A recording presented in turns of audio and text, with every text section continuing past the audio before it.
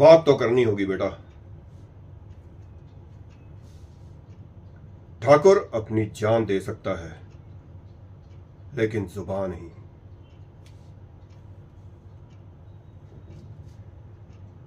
क्या शादी से पहले तुमने उस लड़की को अपनी जुबान दी थी?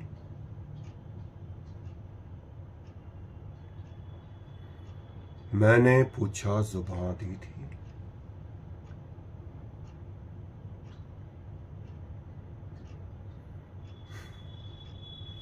तो बात खत्म। आज के बाद बहू को कॉलेज छोड़ने भी तुम जाओगे और वापस लेके भी आओगे। आई बात समझ में? जाओ, गाड़ी निकालो।